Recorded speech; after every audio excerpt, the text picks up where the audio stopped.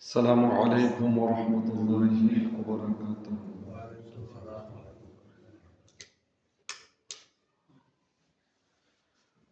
صلاة والسلام عليك يا رسول الله.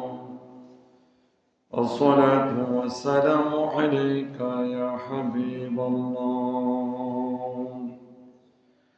الصلاة والسلام عليك يا سيد المرسلين.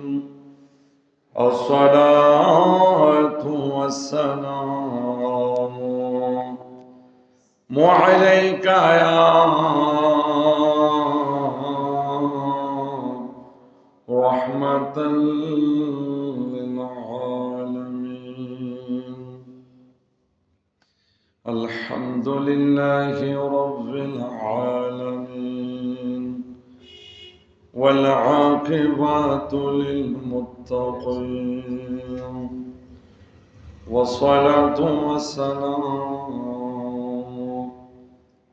عليك يا سيد المرسلين وعلى آله وأصحابه وأهل بيته وأوليائه وأهل سنته أجمعين. أعوذ بالله من الشيطان الرجيم. بسم الله الرحمن الرحيم.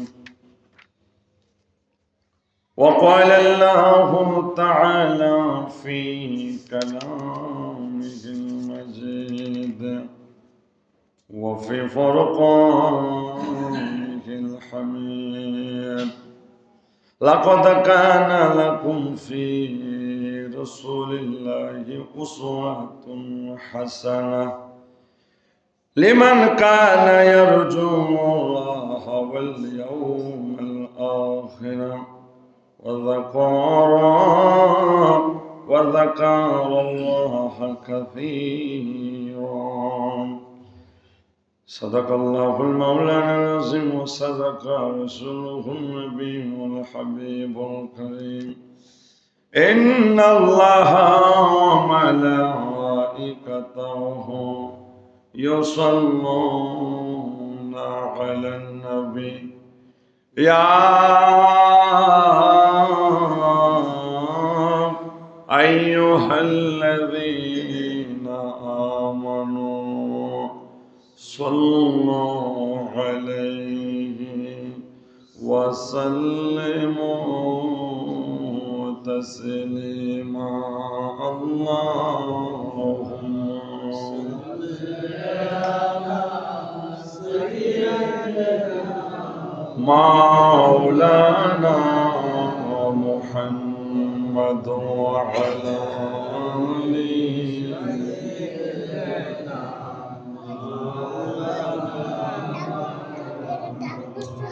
আমার ভাইয়েরা বাবা, হৃদয়ের মধ্যে ইশক মোহব্বত পয়দা করে জবানটা খুলে কৃপণতা ভাত দিয়ে বখিলামি বাদলে দিল আর মন উজাড় করে দরুদ পড়ি।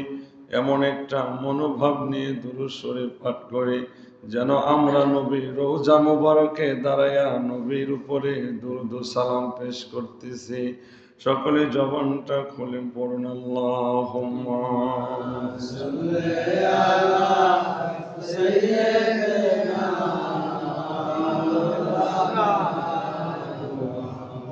ওয়া আলা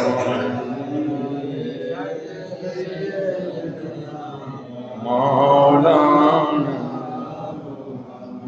কবর তোমায় ডাকতে আসে সকালে সন্ধ্যা বেলা, মাগরিবেতে ডুবে যাবে গো তোমার এই দুনিয়ার খেলা, এই দুনিয়ার লীলা।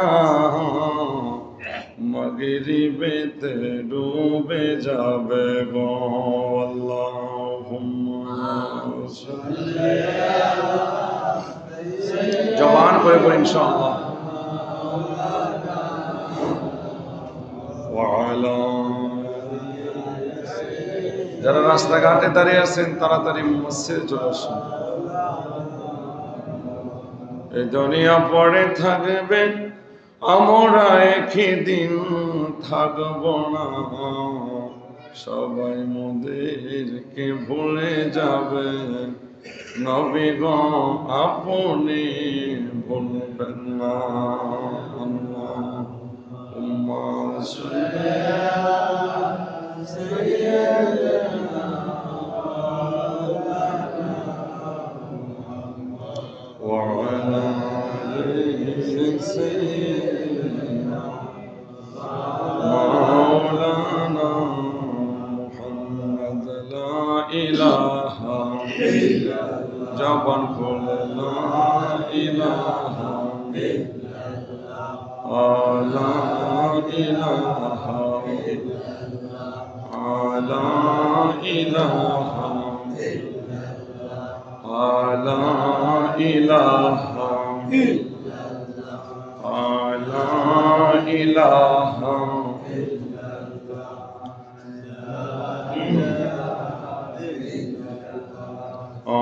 لا إله إلا الله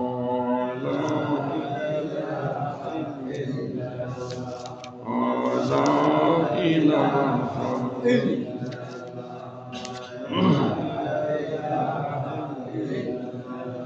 لا إله إلا الله محمد رسول الله সাল্লাল্লাহু আলাইহি ওয়াসাল্লাম। উপস্থিত সম্মানিত মুরব্বী নিজাম মুসলিয়ানি কেরাম সকলের প্রতি আন্তরিক সালাম আসসালামু আলাইকুম রাহমাতুল্লাহ। আজ পবিত্র রজব চাঁদের শেষ দিন এবং শেষ জুমা জবান খুলে বলেন মারহাবা মারহাবা। আজকের এই শেষ জমা আলোচ্য বিষয় হচ্ছে আদবে ইসলাম। যেরকম দিনী মুসলমান ভাইরা, আমরা নিজেরা ইসলামী আদব তথা রীতি নীতি অবলম্বন করুন এবং আওলাদ ফরজ তা শিক্ষা প্রদানের জন্য তাদেরকে চরিত্রবান আওলাদেরকে চরিত্রবান ও খ্রিস্টাচার হওয়ার জন্য সর্বোত্তভাবে উৎসাহিত করুন। বলেন সুবহানাল্লাহ। আজকের খুতবা আলোচ্য বিষয় হচ্ছে আদবে ইসলাম। আল্লাহ পাক ইরশাদ করেন, তোমরা ইসলামী রীতি নীতি অবলম্বন করে নিজেরা দুজকের আগুন থেকে বাঁচো এবং তোমাদের আহাল পরিবার পরিজনকে বাঁচাও।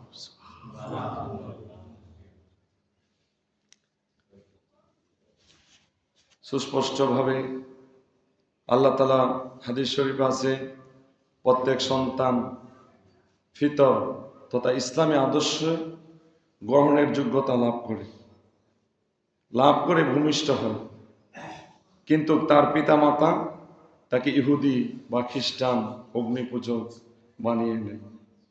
প্রত্যেক সন্তান ওই ফিতরাতের উপর জন্মগ্রহণ করে। তো ওই সন্তান কেউ কাফের হয়, কেউ হিন্দু হয়, কেউ খ্রিস্টান হয়, কেউ ইহুদি হয়, কেউ মুসলমান হয়। কারণ কি?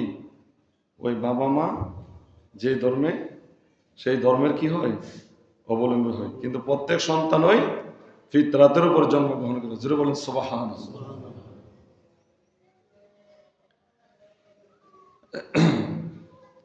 যারা নিঃসন্দেহ বেঈমান ও অভিশপ্ত, যেমন চতুষ্পর্যন্ত একটি পূর্ণাঙ্গ বাচ্চা প্রসব করে থাকে, তোমরা কি তার মধ্যে কোনো প্রকার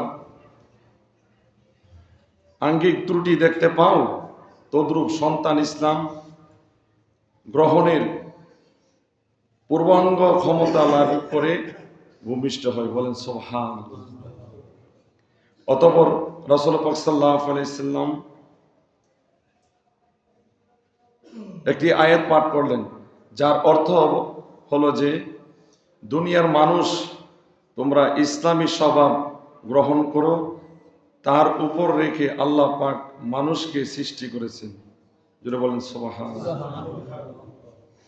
আল্লাহ পাকের সৃষ্টি এই ইসলামী সুস্বভাবকে তোমরা পরিবর্তন করো না। প্রকৃতপক্ষে এটাই মজবুত ও সুদৃঢ় জীবন ব্যবস্থা।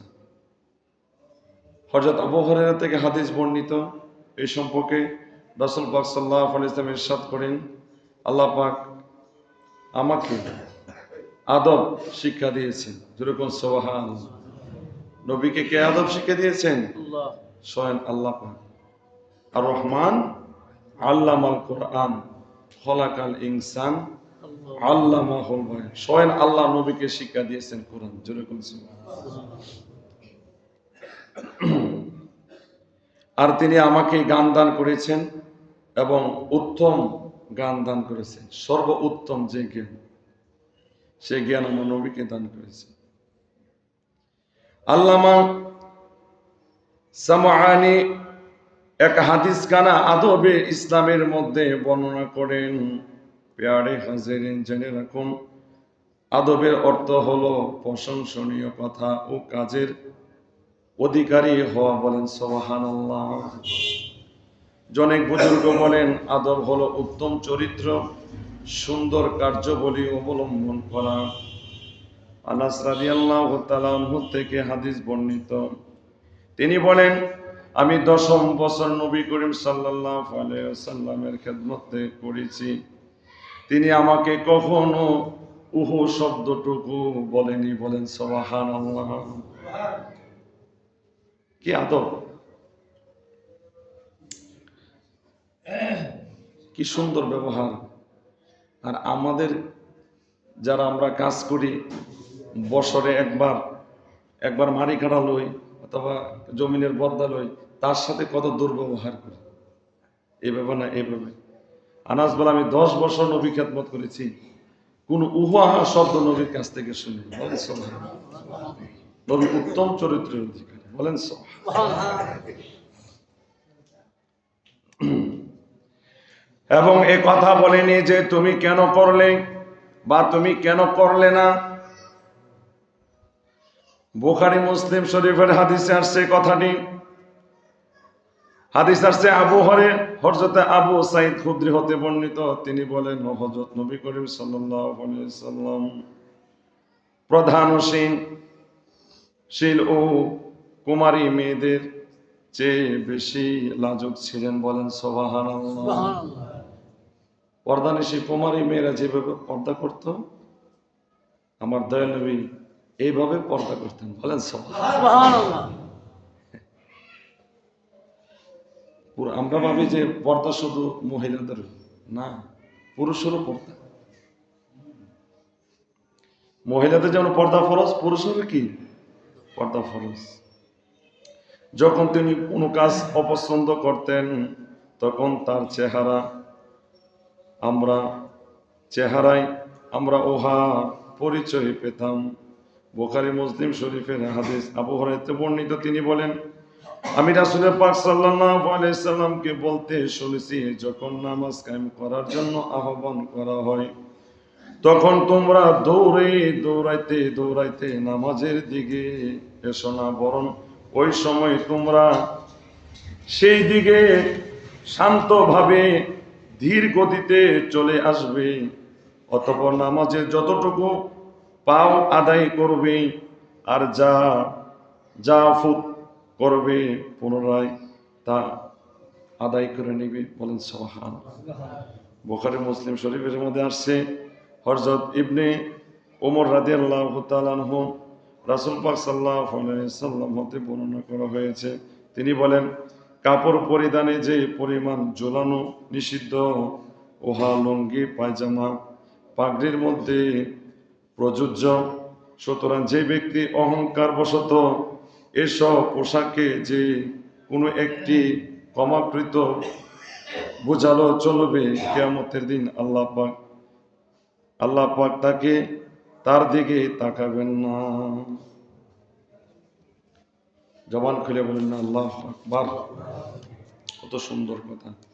হযরত আয়েশা রাদিয়াল্লাহু তাআলা আনহা থেকে হাদিস বর্ণিত, তিনি বলেন প্রত্যেক কাজে ও কর্মের ডান দিক থেকে সম্পন্ন করতেন রাসূল পাক।